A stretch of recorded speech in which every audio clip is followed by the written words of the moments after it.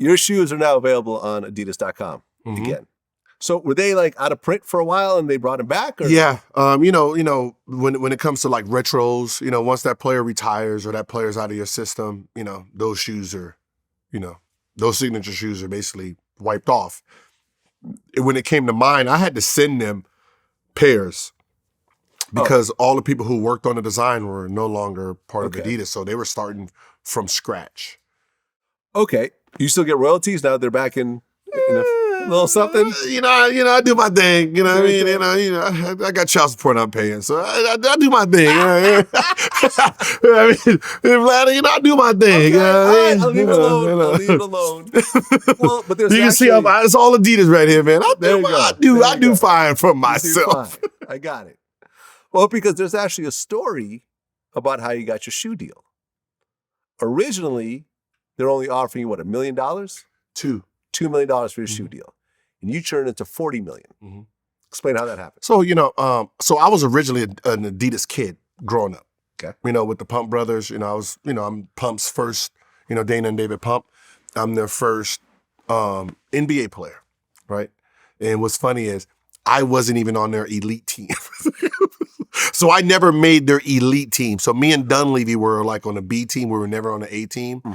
So I was Adidas and then went to, Arizona, Nike.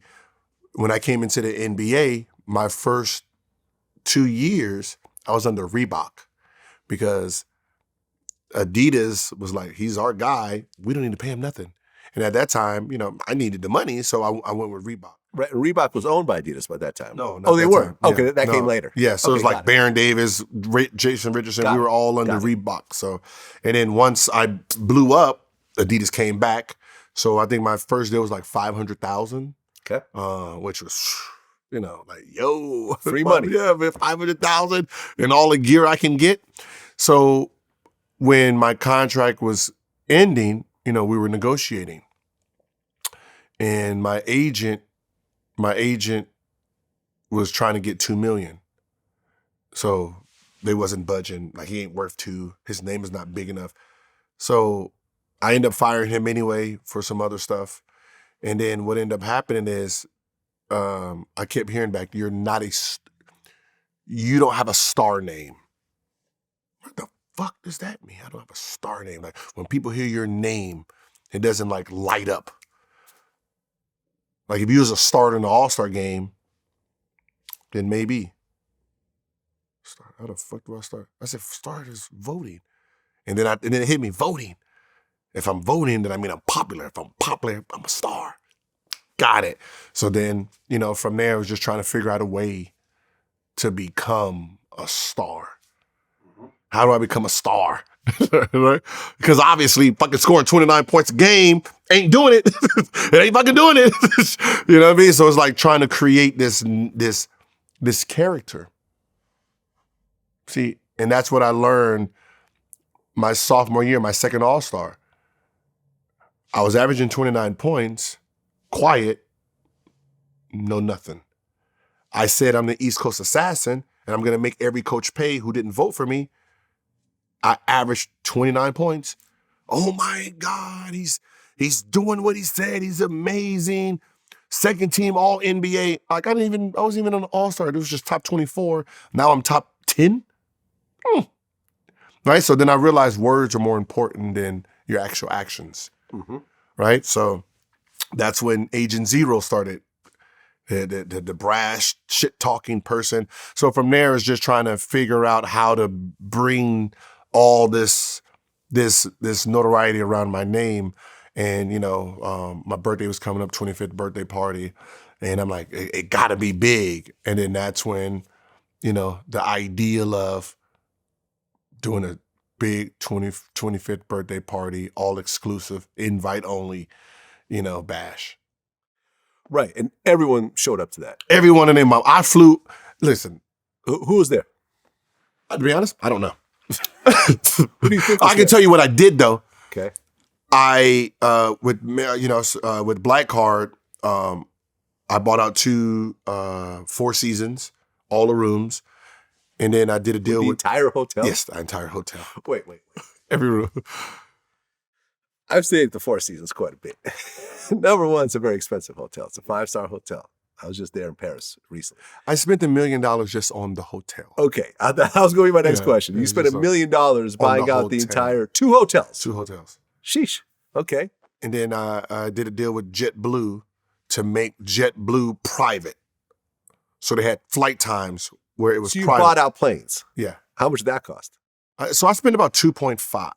Altogether, $1 million on the hotel, then 1.5 on the flights and everything else. Yeah. Okay.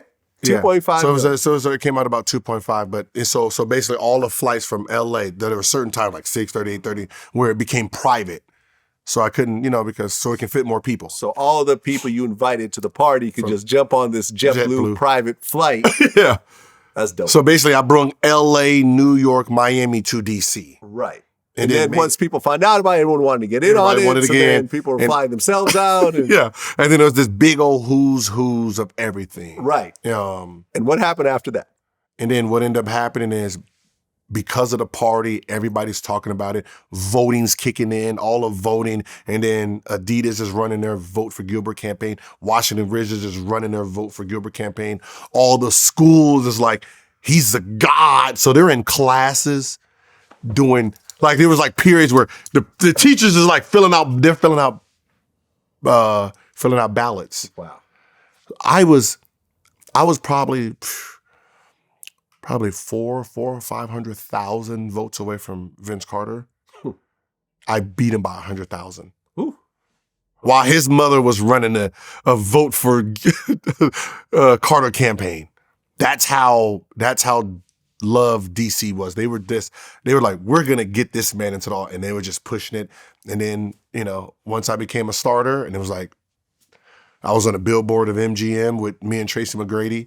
And I remember I got there and I was just looking like, wow, like not Tim Duncan up there, not like, it just became me and Tracy, the 2 guards, West and East.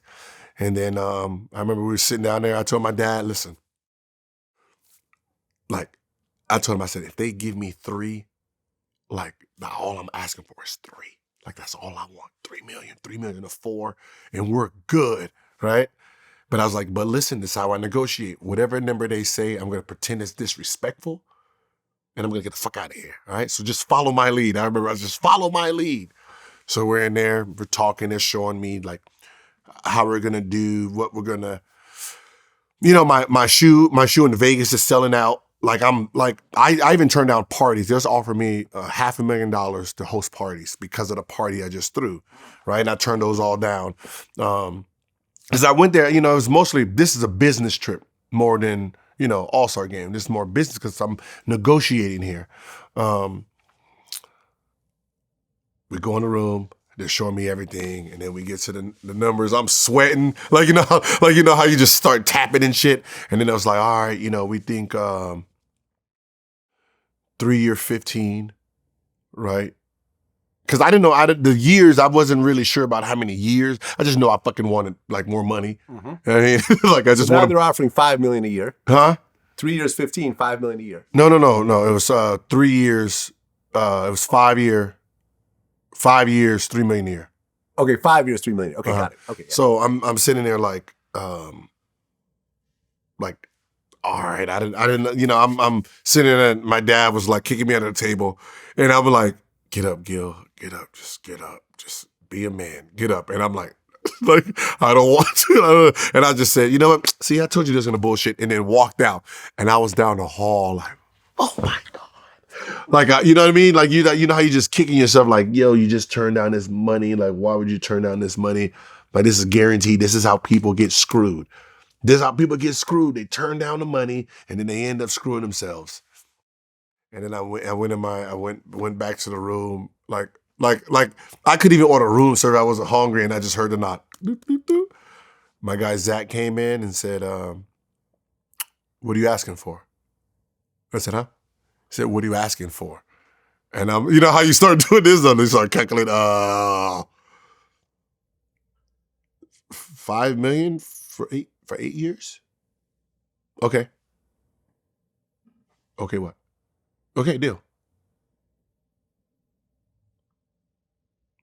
What do you mean? huh? Like I was confused because he's my rep. He's not the guy who. Yeah. And then I wanted to ask him, so what were they willing to pay me? But I was just so happy. He said, yeah, all right, go tell him, yeah, good. And then that's how it got done. So you got $40 million. Yeah. Nice. Yeah. Did you actually play through the whole time? Right, because at one point, there was the gun incident happened. I lost that on the gun incident. Okay, so, were they still required to pay the whole 40, or was it cut short because because you violated whatever clause? It was stupidity on my part by taking a felony deal. That's what got my contract taken. The felony part of it. Okay. Yeah. If you just had a misdemeanor, you would have kept the whole $40 million. Mm-hmm. Nah. But gotta remember, I pleaded guilty to a felony before going to trial, and ended up basically not doing jail time. So it kind of Worked out in its own way. Yeah. Yeah. Well, we're back. That's all that matters. We're back. We're back. It Right. took some time. It took 12 years, but we're back.